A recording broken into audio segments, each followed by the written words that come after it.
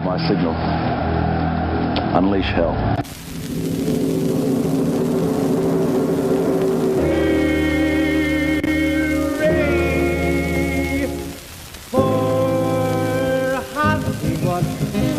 Louie Louie Hollywood. When the office for a young mechanic can be a panic with just a good-looking pan. And any barmaid can be... If you have tears, prepare to shed them now. Hi, welcome to Khnemu Kozak's Oscar Ballot podcast, episode 2. I'm Aaron Kozak, and with me, of course, is... Khnemu Menura. I know who I am. I'm a dude playing a dude disguised as another dude. We're dudes playing dudes disguised as other dudes. And we're here doing a podcast. If this is your first time checking in, what we're doing is we're going through the Oscar ballots and we're going to figure out. We're not seeing all the movies. In fact, we're guessing on quite a few of them. We also haven't seen a lot of the same movies. So we're not really discussing movies, but there's a lot of guessing, and we are discussing movies, but not the Oscar movies per se. Movie discussion will occur for sure. Movie discussion will absolutely occur, and that I give you a guarantee. Anyway, have you seen anything this week in particular that you liked, Oscar or otherwise?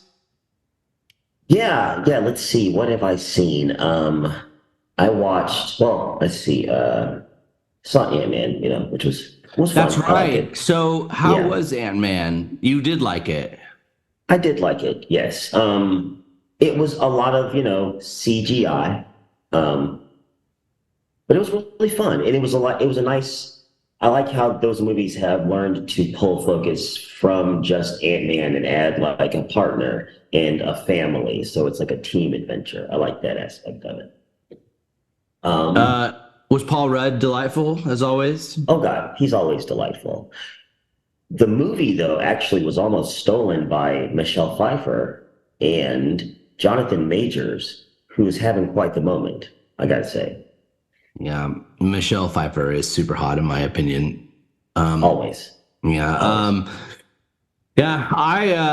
I knocked some serious things off the ballot, which we'll go through. I won't give them all to you, but I saw a pretty major Oscar contender. We'll get to that though. We'll save that. But I did watch the original Black Panther again. I'll spoiler alert. I watched Wakanda Forever, but I watched the original Black Panther and went back and did my due diligence. And we've been talking about Marvel, and I wanted to go see if I still liked it, and I did.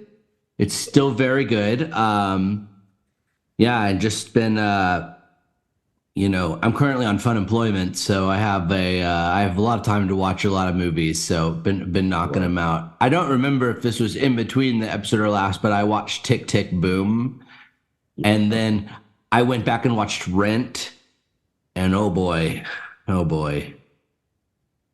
don't recall enjoying Rent. I'll say that. They're about like pushing 50, right? I mean, at that point, you're kind of look. I loved that they used the original cast because that was a great cast, and I loved them. But they're pushing 50, and at that point, you're like, maybe you should have some savings, a little bit of savings, not a bunch. Yeah, but maybe you should have figured something out. If you're missing rent payments at 50, you're not going to retire. You're in big trouble. So I don't know. It didn't really work for me. I don't know what to say. You saw it before, right? I saw it, but I think I kind of watched it in passing while doing other things. But this time I really sat down and watched it, and I just constantly felt the need to fast forward. I was just like, oh my gosh, like it just didn't work. They should have just recast it with really good actors. Yeah, you're right. I mean, yeah. I know Rosario Dawson was a new cast member actually, and she was kind of the best part of the movie. Absolutely. Yeah. I mean, like, God bless Anthony Rapp, who I just I really do like him, but my God, I was like, you just don't. This doesn't work anymore. This is not. It's not charming anymore. It's sad. The whole movie was sad, and not where it needed to be. No, I know you're not a TV guy, as you said, but I have been watching a little TV. I've been watching Interview with the Vampire, the series on AMC. Really? Yeah. Who's in that? It's an actor named Sam Reed, who I'm not familiar with. He's very good. He plays Lestat, who's played by Tom Cruise in the 1994 film version for the kids out there. And Louis is played by Jacob Anderson, I think is his name, who is known to audiences as Grey Worm from the Game of Thrones. Oh, wow. Yeah. Oh, man. Yeah. I'm looking at it right now. I'm checking out the IMDb. It's a really good show, I have to say. Well, that's fun. And you say it lives up to the movie. I mean, the movie's good. I like the movie. I'm a big fan. Not, it wasn't my favorite, but I'm a big fan of the movie. I'm also a big fan of the books. I've read the book series too, so I have that take on it. God, Eric Bogosian is in it. Yeah, he's the interviewer. Wow. Oh, really? Yeah. Oh, wow. Boy, you think he has to apologize for all his plays now? I'm surprised. He's got to be. How is he not theater canceled? I don't know. His plays would definitely. Oh my God, they would not be produced today. Except for talk radio, I think would work because it's so that's by design. The character is trying to get a rise out of people, but yeah. Yeah. I don't know. Well, that's interesting. Well, I appreciate the rec. I'll check that out. I'm doing Peaky Blinders right now, so I am doing a little bit of TV. Sure. So I'm getting into it, and I'm not totally anti-TV, but so we went way over time last week, so we're gonna have to push this train forward. So we're gonna move on, if we may, to the box office. Money cannot buy the honor which you have earned tonight. So let's see what's going on here. Nice pull. Yeah. So of course, Ant-Man won the box office this week. Had a 69% drop from last week, and that is largely thanks to Cocaine Bear, which came in at number 2. It didn't beat it. I had wanted it to win, and it didn't. But to be honest, for the well-being of all movies and the state of the movie industry, it's probably best that it didn't beat it because of the amount of money they spent on Ant-Man versus Cocaine Bear. I don't think Cocaine Bear stood a chance. So it didn't, and we knew that. But it was fun. And I went to the movies last night, and I was, thinking I would see Cocaine Bear. But I just happened to see Women Talking playing at one time in one theater, one showing for the entire week. And I just happened to walk in and I was like, there's one showing of this tonight? And I was like, that's what I'll do. So Jesus Revolution came in at number 3. Is that a faith-based film? Because that is playing everywhere here. It's Kelsey Grammer, though, right? Yes. But he's a Hollywood conservative, so that makes sense. Is he really? Yes, he is. Oh, is he full on MAGA, or is he just pretty much? I mean, moderate? He's not loud about it, but he is a vocal Trump supporter. No, he's a silent Trump supporter. I'll put it that way. Oh, interesting. How do you go from Fraser Crane to MAGA? I don't know. That's good acting. That means he's a very good actor. He can play a pretentious liberal so well. Yeah, he's very good. Number 4 was Avatar: Way of the Water, which did not catch up to Titanic still. No, but it did beat it. So it's beat the original Avatar, though, at this point. Yeah. You're going to have to pull the stats on that for me because I don't know. Or no. I think you're, yeah. Well, it's at this point, the re-release of Titanic has made $20 million more almost than no, it's made $10 million more than the sequel to Avatar. So that is just crazy. And then number 5, Puss in Boots, The Last Wish, which if I'm not mistaken, that's a nominee, right? Isn't that one of the nominees for animation? It is, yes. I knocked yes, some out, but I don't know if I care for Puss in Boots. I don't know. I never saw the first one. I'm shocked. It's been out for 2 months though, and it's still in the top 5. That's pretty good. Yeah, it's been out 10 weekends, almost 3 months. It's at like almost nearly $500 million. It's going to make $500 million. Yeah. Okay. Magic Mike is number 6. Knock at the Cabin, 82 Brady missing, and Titanic still on the list. Just amazing. Still in the top 10. So that is the state of movies. It's, still making lots of money. I mean, Ant-Man may have had a big drop, but it's no slouch. They made some bones, and it sounds like it was pretty good.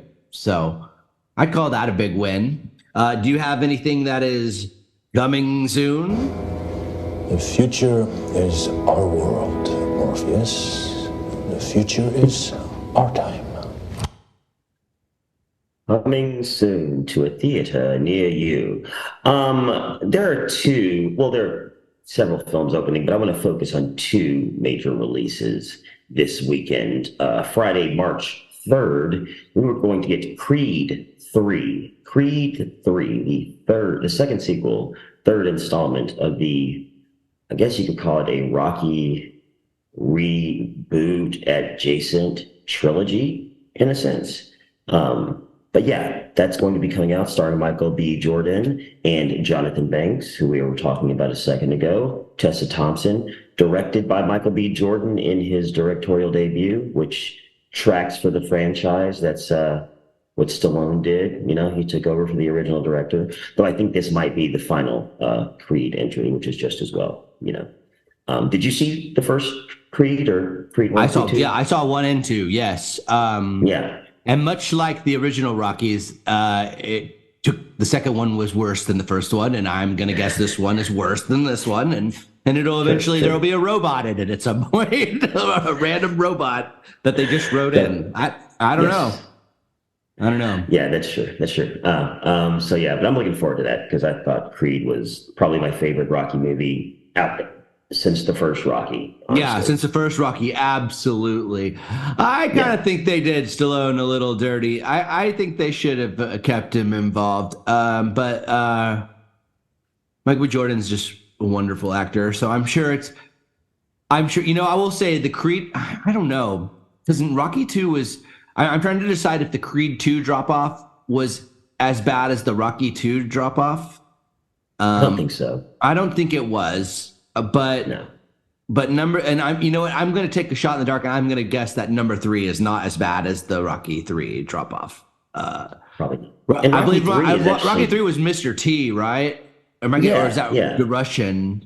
No, that's Mr. T. Yeah, so that was just not very good. But you also get Rocky and Apollo Creed becoming friends, which is pretty interesting. So it's a trade-off. It's okay. It's okay. I love them. You know what? It's just the first Rocky, much like the first Creed, was just like so inspirational and just like, and it never could capture that again. So Creed 2, and what was the other one? The other one is the new Guy Ritchie movie called Operation Fortune, a ruse de guerre.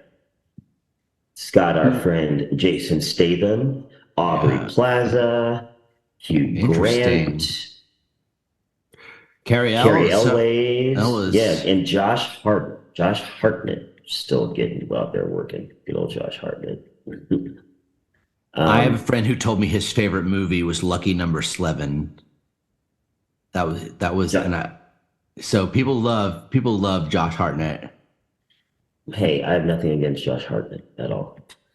I thought that was one of the weirdest favorite movies of all time, but I was just like, okay, cool. And it just goes to show you never know what people love. You really don't. It's true. I liked the Man from U.N.C.L.E. with Henry Cavill. Oh, that was really good. Yeah, you're right. Yeah. That was really good. That was really underrated. I forgot he did that. Yeah. Well, that's good. That all sounds good. Got some good stuff coming out. Maybe we'll take a look at some movie news. That's all right with you. Go for it. News team, assemble! In the year of our Lord, 1314, patriots of Scotland, starving and outnumbered, charged the fields of Bannockburn. They fought like warrior poets. They fought like Scotsmen, and won their freedom. That's very great news for Scotland. We're really happy for them. I know that it's been a long time coming. Yeah, it's been a rough road. All righty. So first we got a little run through variety here. Should Marvel be worried? Ant-Man and the Wasp. Quantumania ticket sales dropped 69% in its sophomore outing at the box office, resulting in the biggest second weekend drop in Marvel history. Well, I think we discussed this last week, but maybe just a quick pass on it. Sure. Probably doesn't matter, right? I mean, look, there's bound to be a level of fatigue to set in after a while. These guys have been going for over a decade, and like you said, they're all kind of the same. There is a familiarity to everyone. That's what it comes when you brand your films like this. So, I mean, I still kind of get excited about them, but I think they really are going to have to shift gears and really find some fresh ideas, way to things, really open things up a little bit to keep it at the same level that it was before. You can't just keep throwing superheroes at the screen and expect people to get excited. Just to really piss off all of our superhero movie fans out there, I'm going to compare Marvel to Donald Trump. You have your set base that just loves you and will never go away, and they're always there, and you can always count on them. And all you need to do is just change it up a little, and they'll be back. So I personally think this won't make a difference. Maybe for Ant-Man it might. Well, we'll see. And there's also, across the street, Warner Brothers has James Gunn over there with his brain trust, developing new ideas and trying to set DC in a new direction. So I'm interested to see what they come up with over there. And if they might be able to give Marvel some real competition now. Yeah, I don't know. After sitting through all of those, I did see. I've actually seen more DC than I have Marvel because I am a Batman fan. This new one's good. I wouldn't say it's as good as Christian Bale, but it's very long. It's long, and as we discussed, it's very dark. But yes. So what he's doing? Superman, is that right? He's writing Superman. He has not been confirmed as directing it at all. Yeah, I don't like how what they did. They did that guy dirty too. They did Cavill dirty, huh? He's been kicked out. He'll be fine. He was, Superman. I don't know if I've ever really liked the Superman, to be honest. Even kind of the Christopher Reeves ones were a little I'm a Superman fan. Okay.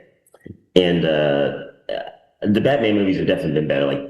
Films have been better to Batman than Superman for sure. Though I still love the original Superman, Christopher Reeves Superman film.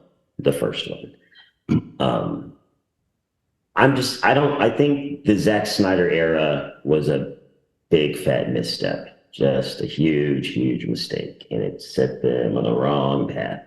So now that he's gone, I'm just excited to see what they can come up with and what they can bring us now. Superman just, you can do everything. The Superman's powers, it's like they just added powers. I can. And that's I'm a problem. strong.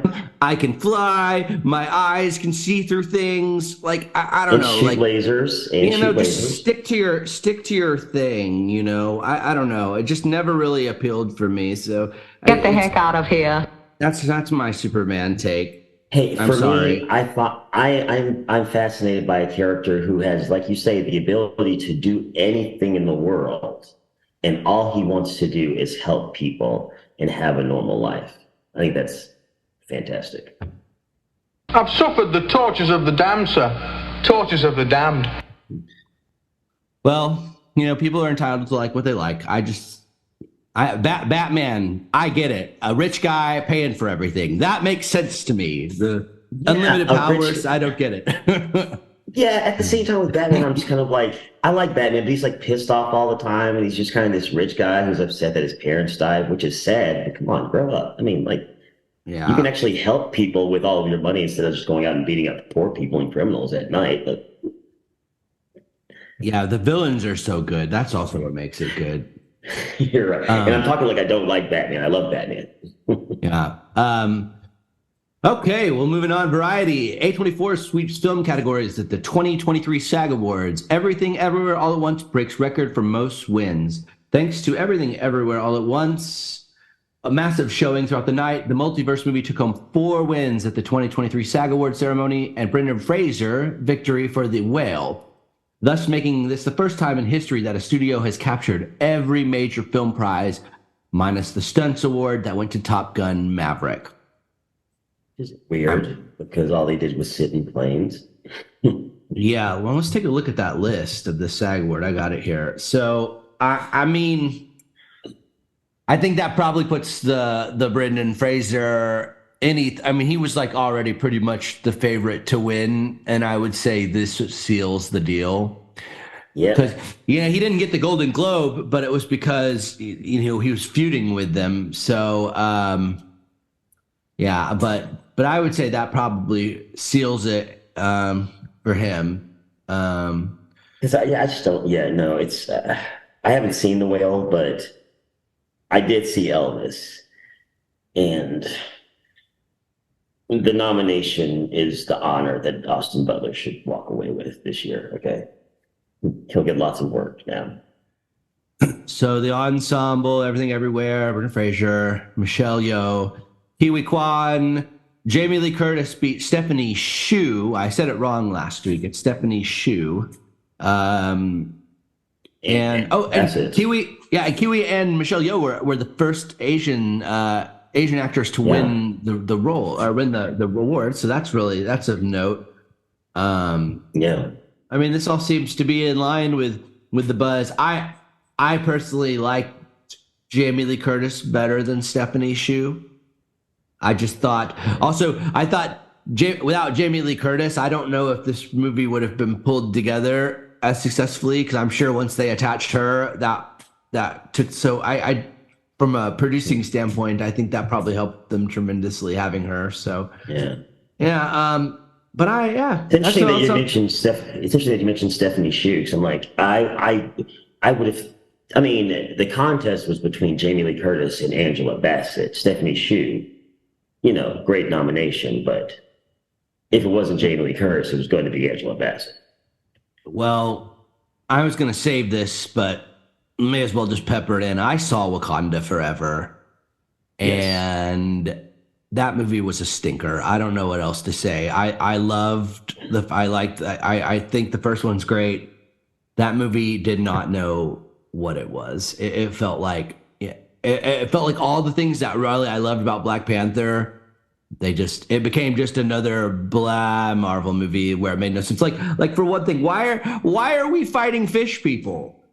I couldn't get over that. I couldn't get over that, because I was like, what made this so interesting is that the bad guys were kind of right, like going after these governments, these who have like plundered these African nations, that conflict, that was what was interesting, and how it kind of like manifested through the rivalry of the cousins, and in this one, there was a hint of that, very small hint of it, where they were dealing with France and America, and what was it called? What's their stuff called? Vibranium.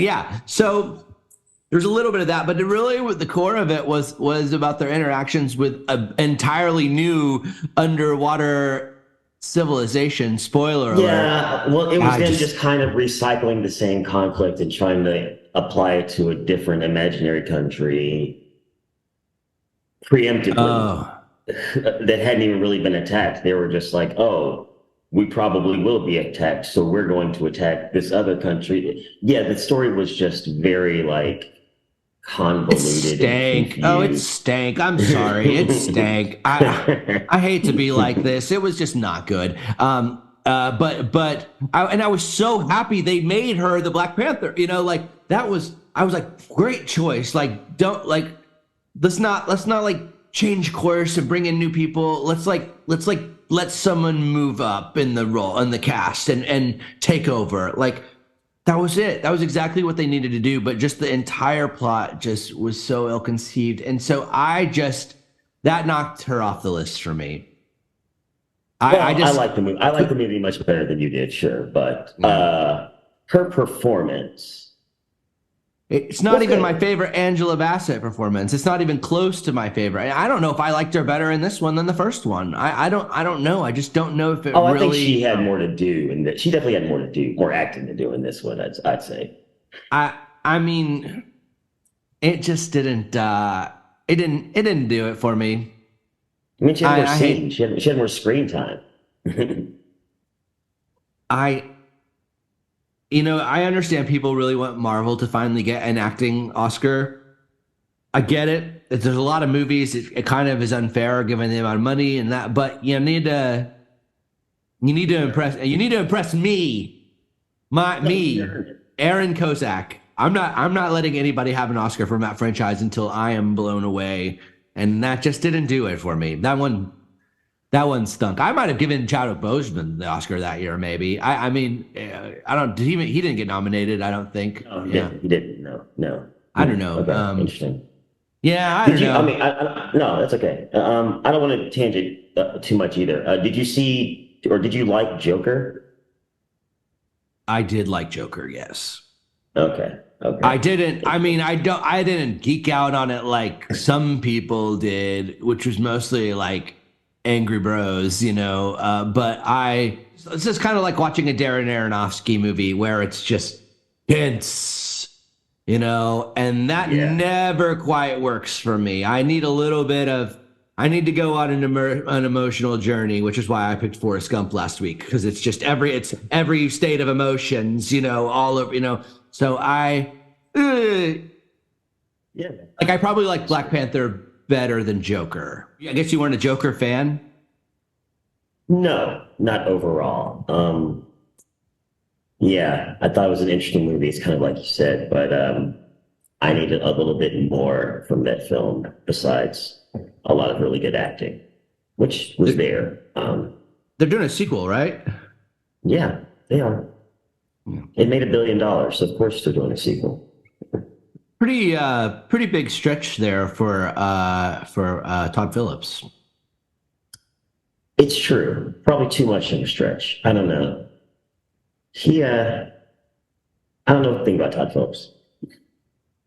Did you like The Hangover was pretty good, but like by the third, it was just like, this isn't comedy. Oh, it was not as good as nothing ever came close to the first. The first one was outstanding. Or I won't say it was outstanding, but it was good. It was great. I laughed. But he also did make some stinkers. But he made Road Trip, which is a classic from my high school, college time that I will always appreciate. Patrick Dempsey in Talk to Star and Eli Roth's Thanksgiving horror thriller. Thanksgiving is based on the faux trailer that Roth made 16 years ago for the Quentin Tarantino, Robert Rodriguez double bill Grindhouse. The filmmaker has had a script done for over a dozen years, but finally got a chance to bring the turkey home when Spyglass stepped in to finance it late last year. Shooting begins in March in Toronto. Did you see Grindhouse? Yeah, I did. Yeah. I'm a fan. Yeah, I am too. And those trailers in particular, I thought were some of the best parts of it. Definitely. I think it's going to work. Sure. They're going to, certainly they'll be putting it out, on Thanksgiving or around about, right? You'd think so, yeah. Yeah. So that should be a big hit. And then lastly, this affects our what we're about to go through here with our picks, but Top Gun Maverick, Elvis, All Quiet on the Western Front make noise at the Sound Editors Award.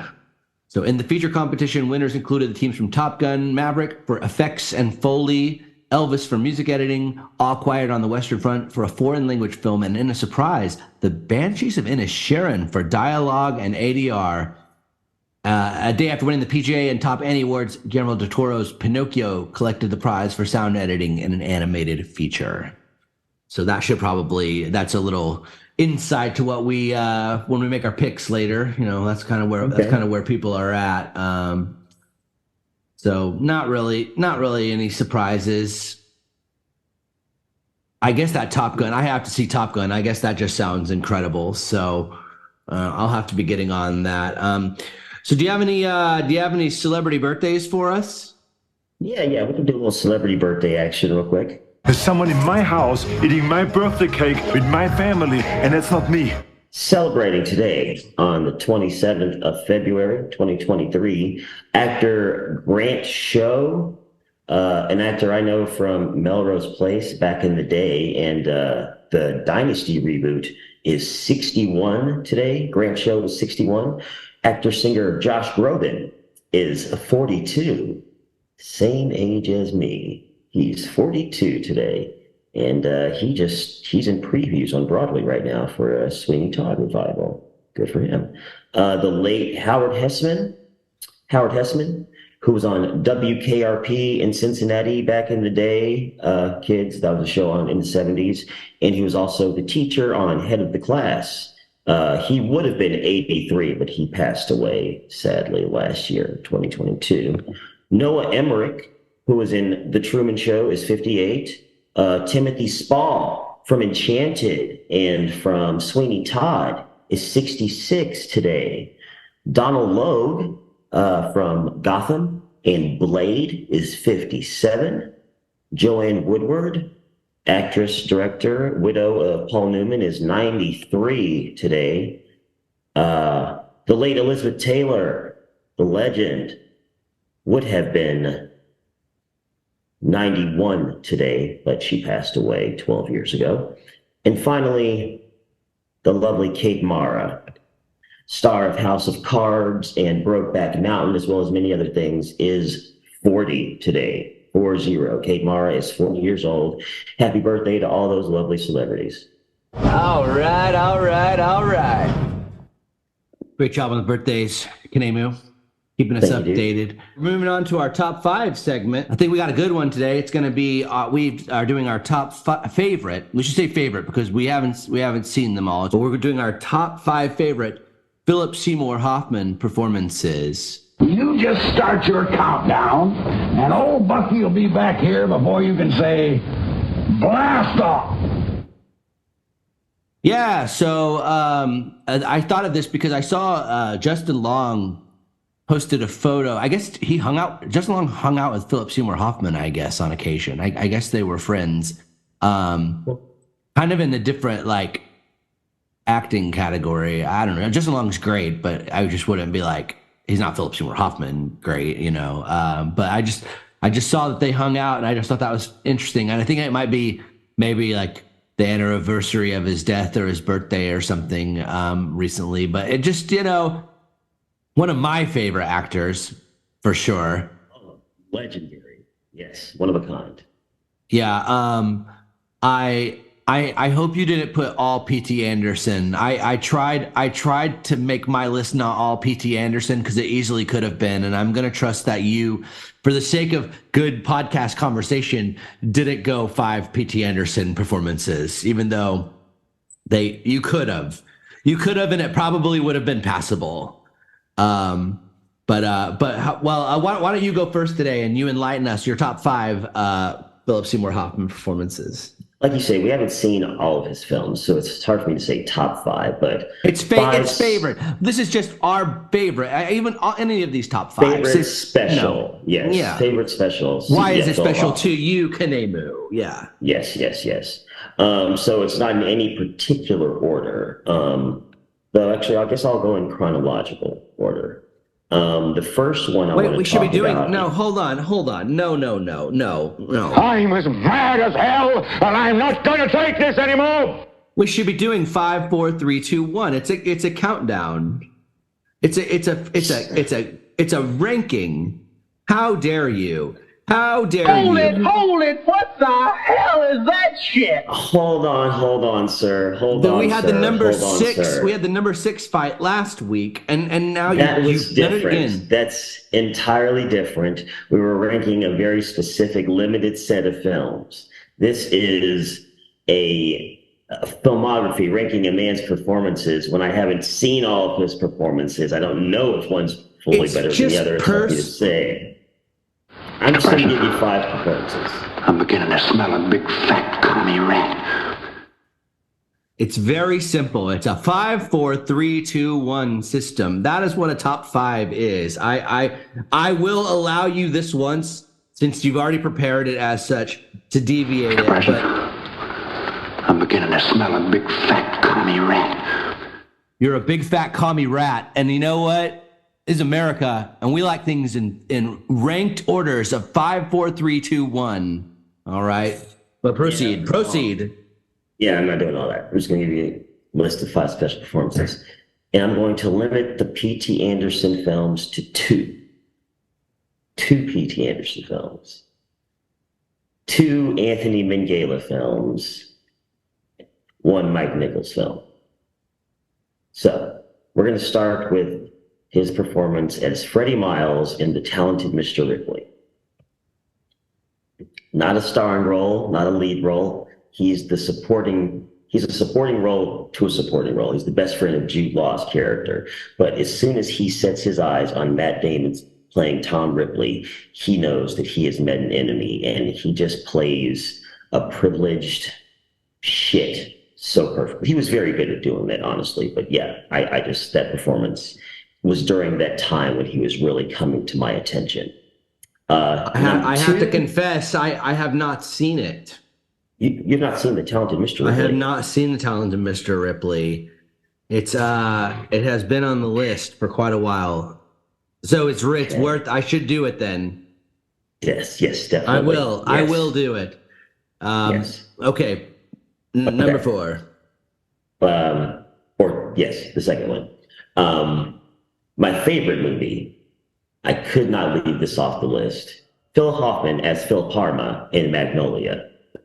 The role was written with him in mind after he and P.T. Anderson had worked together on Hard 8 and Boogie Nights, and it's just great. It's just so good. I mean, I'm biased, but I associate that with Phil Hoffman, so I can't separate them. Yeah. Magnolia is a film person's movie. I have tried to watch it with civilians multiple times, and they just either fall asleep or tune out, or you can't make it through the whole thing. But yes, Magnolia is one of my all-time favorites. And and that's one of those movies where you could literally look at anyone in that movie, and they're doing like one of the best performances of their career, if not the best. We're going to leave off the other Anthony Minghella movie. Back to another P.T. Anderson role. Can I guess which one you're leaving off? Are you leaving off Cold Mountain? I am, yes. God, I called it. I'm the best. I'm the best at guessing. Okay, but instead, I'm going to just go ahead and jump to Punch Drunk Love and Dean Trumbull. It's just 2 scenes. No, 3 scenes. Three scenes. But when he's on the phone and the confrontation at the end, the Mattress Mac commercial. Mattress Mac commercial. Never. I could watch it. I could watch it over and over again, and I just laugh. I forgot. Yeah, when he jumps and he slides off the mattress. It's just so brilliant. Oh. What fun. I have to watch that again. Okay. Not Mattress Mac. What was the name? Mattress Man, or I forgot what the name of the character was. Yeah. The mattress commercial. Mattress Mac is the Astros guy that won $1 million. Let me see what that's called. Continue, please. Yes. So yes, I said Mr. Ripley, Magnolia, Punch Drunk Love. Next, State and Maine. Directed by David Mamet, where he was the writer on the film about the old mill. That's a really underrated, kind of forgotten movie that doesn't get a lot of doesn't get a lot of ink, and I really like it. I just think it has it has a great cast, a lot of really fresh energy, a lot of really good dialogue, and it's just really funny to me. I like films about film, and he's great in that movie. He really is. So yeah, David Mamet's kind of gone off the deep end a little bit. Yeah, he's I don't know, another old boomer, I guess. He's mega canceled too, right? I mean, he's got to be mega canceled in the theater. I don't know. I don't know what his state is, but yeah, State and Maine is awesome. Yeah. So yeah, and the last one is Charlie Wilson's War. Oh my gosh, yes, great. Yeah, I've only seen that movie once, but I remember it as just him being just so good, so on point, and just nailing the Aaron Sorkin dialogue. Just really like, and everybody was great in that movie too, but he really just was like no nonsense. Yes, those are such excellent picks. I mean, just outstanding. I mean, I think you could pick any of them, and probably I would feel the same way. But yeah, that is an exceptional list. So very good job. And those choices really just showcase his variety too, because he's not really the same from film to film at all. Yeah. Well, I'll go ahead and do my list. So I also have Punch Drunk Love as my number 5. And the reason it's not higher is because exactly as you said, it's not a lot of scenes, but the Mattress Man commercials, that in itself. And I'm going to go ahead and I'm going to have a number 6 Get as well. the heck out of so here. we wouldn't do it. So number 6, if I could, I would have Big Lebowski on there, Brant from Big Lebowski, just because it's like, Sure. and I went back and forth between which one of those should be my number 5, but it's just, he just plays that guy so well, like the bright-eyed, bushy-tailed assistant. It was just and it was so funny for him to play that. Number 4. So this one, not a lot of people saw. I think it might have only been on Netflix, but it's called A Late Quartet, and it was a walk-in and Catherine Keener. And it was just, and it was kind of towards the end of his career a little bit, or a little closer. I just thought that was a masterclass in acting. So this one's a personal favorite for me, number 3. I don't know if it's very popular, but Pirate Radio. I don't know if you ever saw Pirate Radio. So like Richard Curtis, it's a Richard Curtis movie who did Love Actually, and kind of these like cheesy British movies. I think he might have written Mr. Bean too, or something like that. I don't remember it, or he might have been like one of the Mr. Bean creators. Okay, and it had a different title in Britain. It was called The Boat That Rocked. Okay, I see what you mean. Okay. Okay, that's probably true. Yeah, and we needed it to be Pirate Radio in America in order for us to get it, and I think it helped me tremendously knowing that was the title. But yeah, it's he's the only American, so it's all like your standard Richard Curtis Brits. It's like a lot of the guys from like the Shaun of the Dead group, and Bill Nighy. Oh, Bill Nighy is in it. In fact, him and Bill Nighy have. There's a scene where they both climb to the top of like the boat at the, I forgot what you call it, the where the pirate stands with the glass, and they look the crow's nest. Oh my gosh. And it's just they're just so childish, and they're trying to one up each other, and they climb to the thing and jump off, and it's just brilliant. So I love that one. I just thought, and like it was kind of a similar character to Almost Famous, except he was like the entire movie of that, okay. Not as Burnout, but just like a music guy, a DJ cut guy, that's kind of what the movie's really about, like music at that time, rock and roll. So yeah, Pirate Radio, I highly recommend. I mean, it's not going to blow your mind, but it's just, for Philip Seymour Hoffman, it's just fun. It's fun beginning to end. Number 2, I can only watch this every now and then because it's so depressing, but I'd pick The Savages, when he plays John Savage, where he plays about they're taking care of their elderly father, who's got dementia, or some variant of that. And oof, my gosh, it's just, have you seen it? Never saw it, no. Oh my it's gosh. Like Laura Linney, right? Oh yeah, it's a small, very small cast, and it's just so sad. It's his saddest character, in my opinion. Even more sad than like Love Lies or anybody, where he just like, it's very, very dreary movie, but kind of funny too. It's also like very darkly comedic.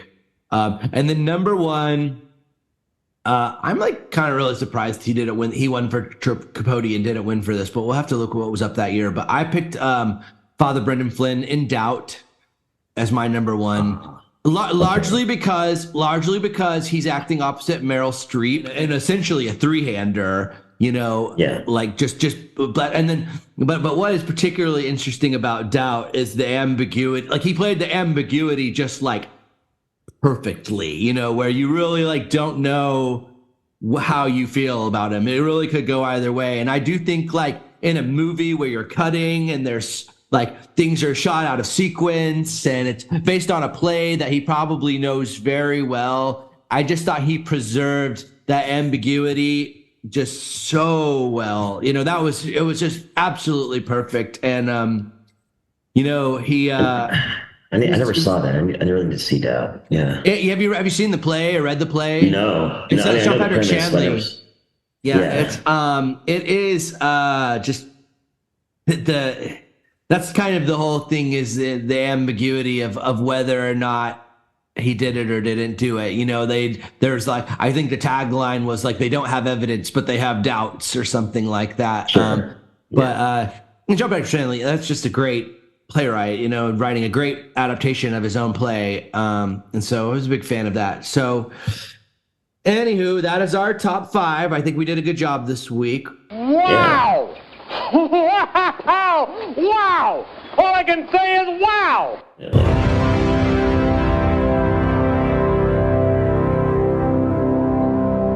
May I have the envelope, please? We're going to walk down the ballot here, and we're going to see what we got.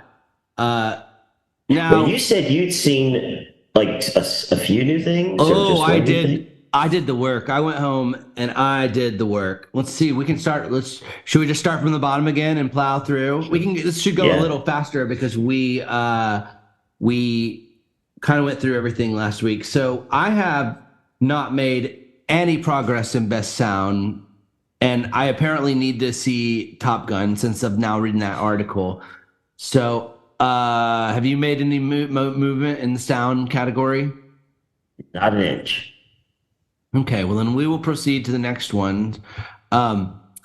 Best makeup and hairstyling. You've already made a pick. Saturday Night Live had a sketch last night that kind of made me feel that maybe there won't be as much backlash as we thought. So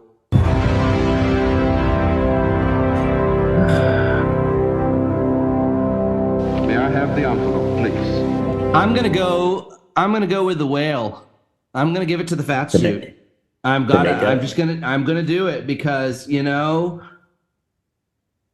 it just was it. If that Brendan Fraser and the makeup are like of equal importance in that movie. I think that was a huge part of the success of the performance.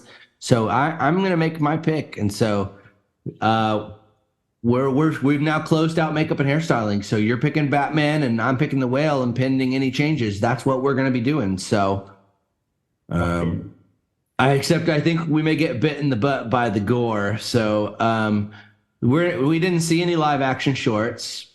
Costume design. So I saw Black Panther. This one's just so tough. I want to see Babylon first, if I can. And the costumes are crazy awesome in that. And I almost think it's like such a competitive category that now I'm wondering if Mrs. Harris Goes to Paris has a shot. Okay, well, I'm not prepared to move on this. Nope. Best animated shorts, I saw nothing. Nope. Okay, saw nothing. Best animated feature, I did knock 2 out. I saw, I'd already seen Turning Red, but I saw Pinocchio. Okay. And it is good. It is very good. Del Toro. It's an animated feat also. It is really like that. If the animation is what we're rating it on, then it's getting a very high mark from me. I mean, it wasn't perfect. Christoph Waltz is in it when he's fun. Is he Geppetto?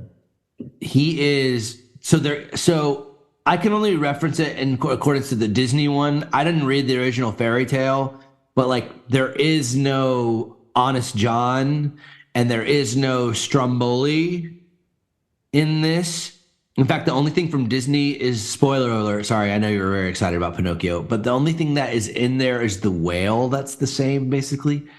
So he was, I guess, whatever the equivalent of the Honest John / Stromboli character. It was something new, I will say that. I'm gonna see Marcel the Shell, and then I'm gonna make my pick probably. The Sea Beast is on Netflix, so like, yeah, I could watch it. But I think Pinocchio was too. But I don't know. The animation is so impressive, and it's very sad, and also it's like barely for kids. It's so sad and dark. So best visual effects. I gotta see the dang Top Gun. So no movement for me. You got anything? I'm very tempted to just go ahead and say Avatar. We agreed on this. We can't pick Avatar if we don't see Avatar. I don't know. Okay. I don't know why we would do that. We have if we're gonna vote for it, we should go see it. And again, we need to see it now because I'm not seeing it at home. But I don't want to watch the movie. I just feel that it's going to win the Oscar for visual effects. Well, and I want to pick the right answer. You know what? All right. You want to do this? You really want to do this? Then do it.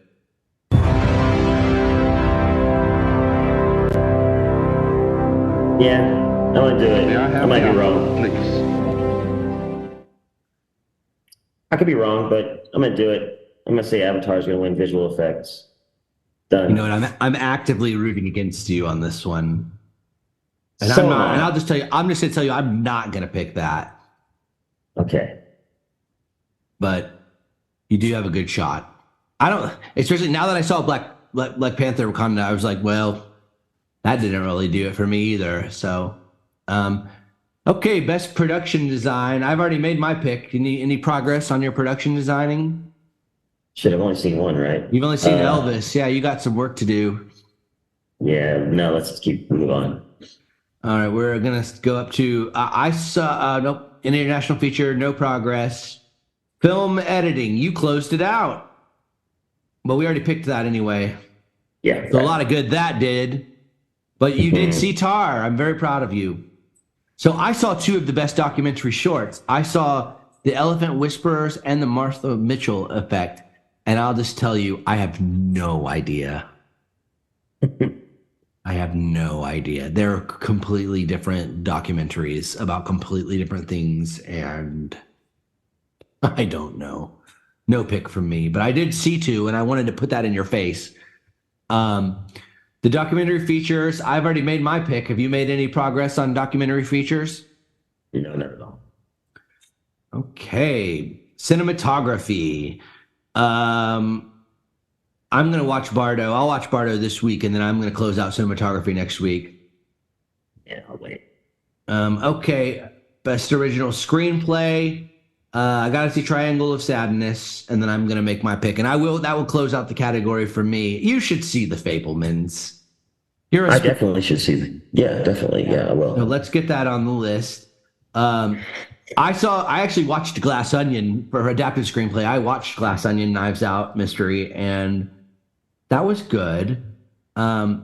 This was a really tough call for me, but I saw Women Talking last night. And while it's not very cinematic, it's almost like a play, which I usually don't like. I'm just going to go ahead and... May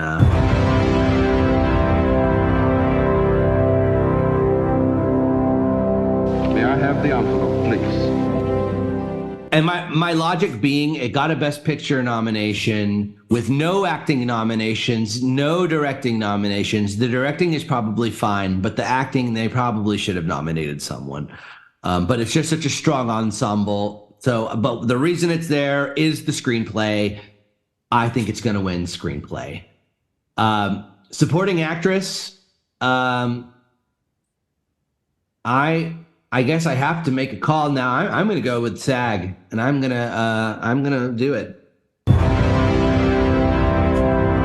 You're going Jamie Lee. I am going with Jamie Lee Curtis. Not just for this movie, but for her rich history. She's probably due, and I just think I liked her better than Stephanie Hsu, if I'm being frank. But it would probably between those two. You care to make any movement there? I am. You are. Well, then in that case. May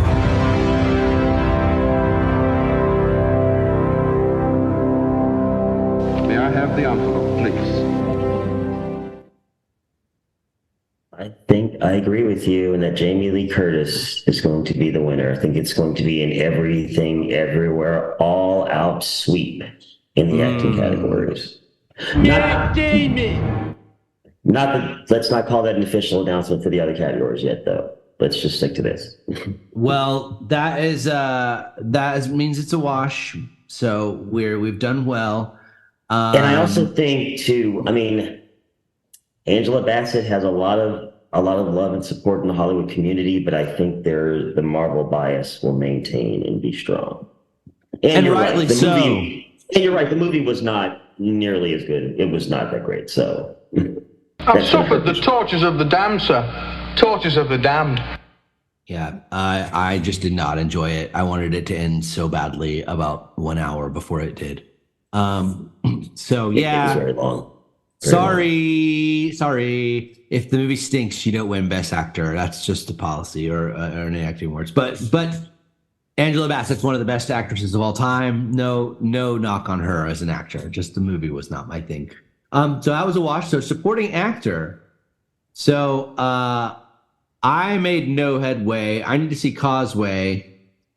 There's no way he's gonna win though. There's no way. And you know what? Now that SAGs are done,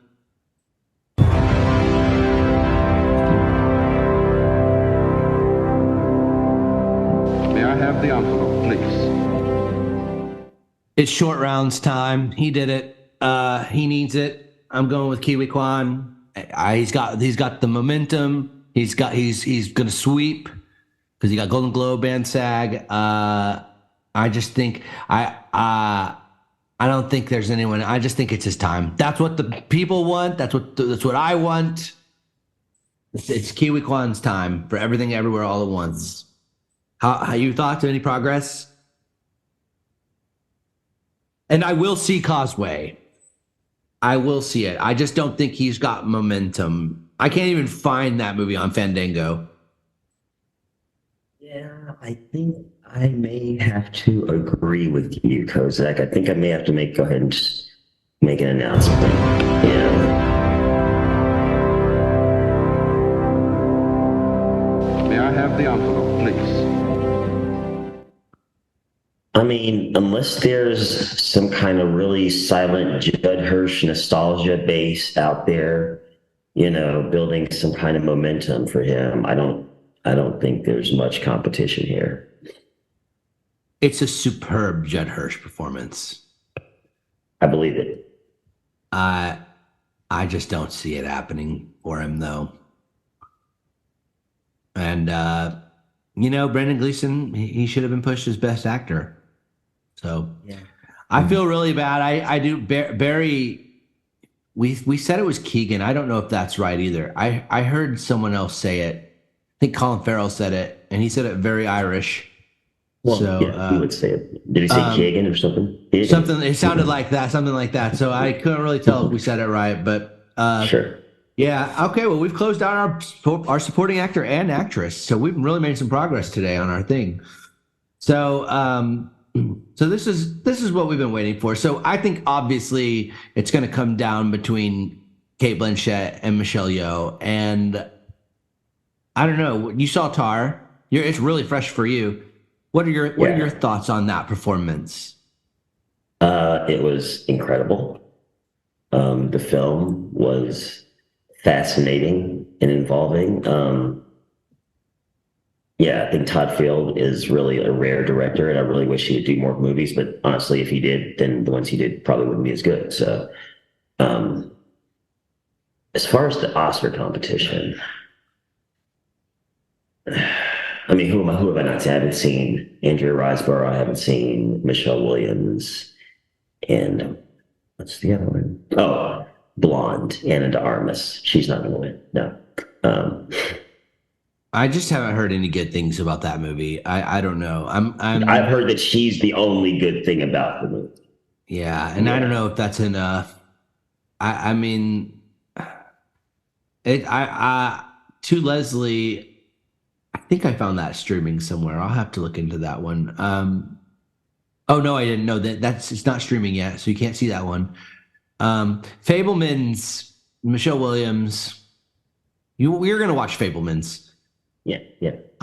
You know, I don't know. It's very good. Michelle Yeoh. Yeah, I think Michelle Yeoh has done something that people would call surprising. They were not expecting that kind of performance from her because they think of her as an action star. And she has that momentum, that narrative on her side. She has the sweeping energy of everything everywhere all at once behind her. Cate Blanchett already has 2 Oscars. So I think she's probably going to be staying in her seat. And I kind of prefer, I don't know. I kind of prefer Michelle Yeoh's performance. I kind of did. Just because, You're putting it on the board. Yeah, I'll put it on the board. Yeah. So be it. So be it. May I have Michelle, the envelope, please? Yo. Just because I don't want to have to play the sound clip again, I'm gonna wash you out here with a Matt Damon. So I also agree. I think Cate Blanchett. That's possibly a top 3 performance for her. I don't say this in a derogatory way at all to the hashtag movements on Twitter, but I think if Michelle Yeoh didn't win, there would be such massive Oscar so white backlash that I just don't know if the Academy would let that happen. And I think those 2 performances are such apples and oranges that they really could both get an Oscar for it, and it would be great. But I'm going to make my prediction, and I'm going to think that the Oscars are not going to deviate from the SAG Awards, and they're going to go with Michelle Yeoh, and I think that then they won't have to use their new crisis team that they just built. So yeah, because obviously my wife's name out your fucking mouth. Can't have that happen again. So so hopefully Cate Blanchett doesn't slap Michelle Yeoh when she wins, but it's going to happen, and we're in agreement. And it's a difficult pick, but it's also kind of easy. But how good was Tar, though? I mean, she is like next level good. Rare. It's like such a rare and specific performance, like just that person. She's it's so difficult. Yes, so difficult. And you were only trapped in her perspective the whole time too. So it's just like when she threatened that little girl, it's like, oh my God. Do you? Let's not mention his name, but do you recall our acting teacher who taught the prep class for the in your senior year? I don't know if you had him. Yes. Yeah. One of his big things, like the notes he always had for us was like, have a secret. You need a secret. If you don't have a secret, you don't got nothing. And that's some fine secret acting right there. Just harboring, not to spoil it for anyone, but she's harboring a big secret, and that it's sort of like in Fargo with William H. Macy, just trying to like, how do I get out of this? How do I get out of this? How do I, it's like you constantly see this pursuit of cover up, and I just think that's so active and good. I loved about her performance. I could tell that she was a liar, like within like 5 minutes, and like that she kept lying to different people in small ways. It's just from little pauses she would take, physical. Yeah, it's so good. And like if we were studying acting, I think you could just sit down and watch that movie maybe a little more than Michelle Yeoh. But when you carry the best movie of the year, like Michelle Yeoh did, and you do it where you're the best one in it, you're gonna win. That's just a recipe for winning, all things aside. And so anyway, that was a really great category this year. I'll try to see Blonde and To Leslie Before, but I'm pretty set on that pick. So lead actor, we really haven't made any progress here this week. I'm gonna see Living. I'm going to see it. I know he doesn't have but since Austin Butler lost the SAG, I think we can pretty heavily invest in Brendan Fraser, but Fraser probably. But I'll see Bill Nighy just so that I leave a little something for a later episode. Best director. So I still haven't seen Triangle of Sadness. I really don't know.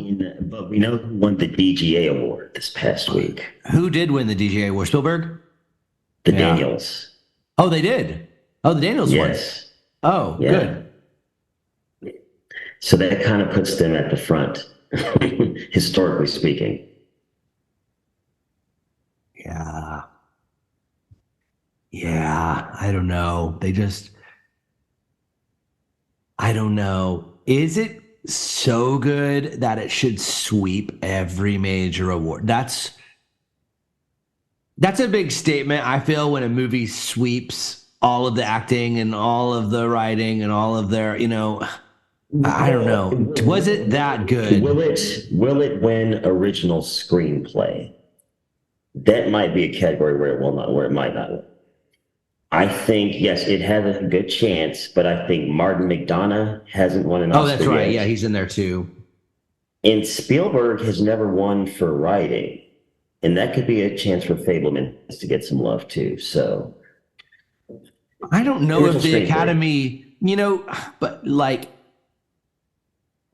I don't, like also the voters, if I'm not mistaken, are generally older, Right. And so I don't know if Everything Everywhere. I don't know if the legacy voters are going to close out Spielberg with a big goose egg. I just think he'll win one of those things. I think he's more likely to win screenplay than direction this year, personally. Yeah. Having won two Oscars for directing already and no Oscars for writing ever. Yeah. I don't know. But wait, I'm not ready to do it.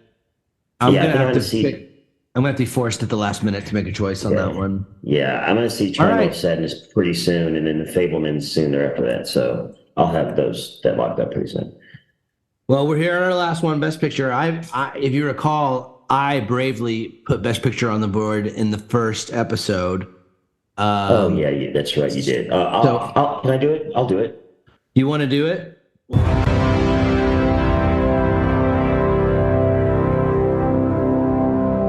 May I have the envelope, please?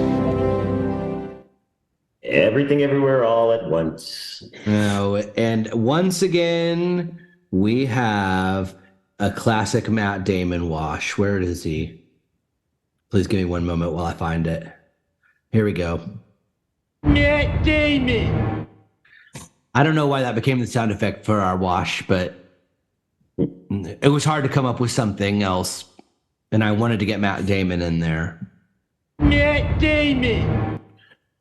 Well, Okay. I guess we're feeling pretty good about that. I will say the way it's shaking out on our other picks, that is probably very, very likely. But your Oscar pools are not won in the Best Picture category. That's not where the winners win. The winners win in the down ballot categories. So even though we've already made our pick, I think that one's pretty obvious.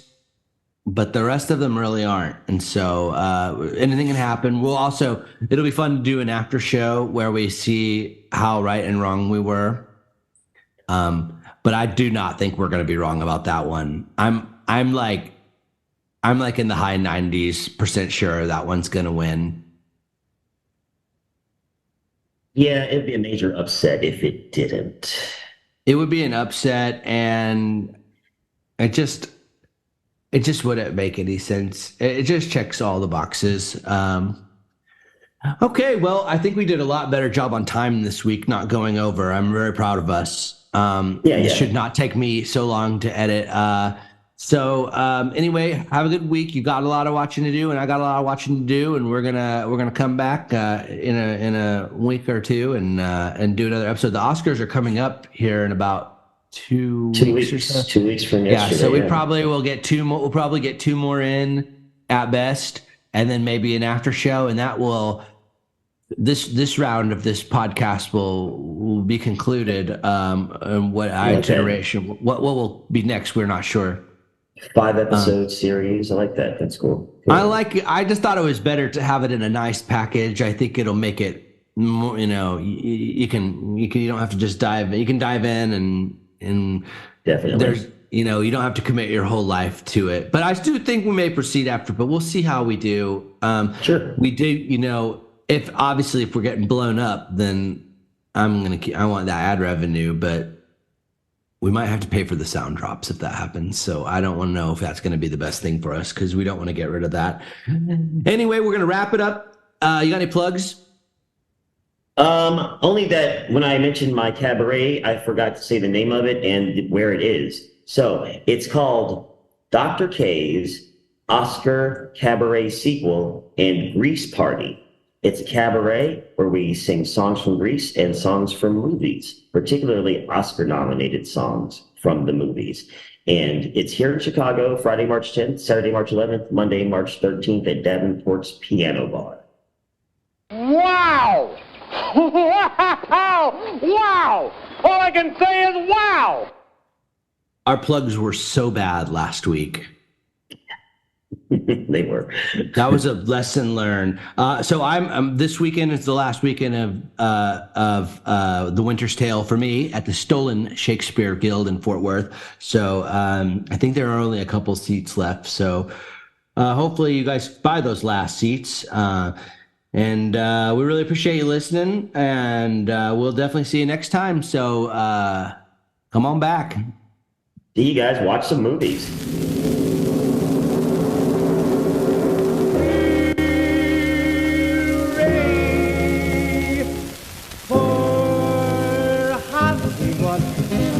Louis Hollywood. We're in the office for a young mechanic, can be a panic with just a good-looking can. Well done! Well done! Well done! Well done! Well done! Well done!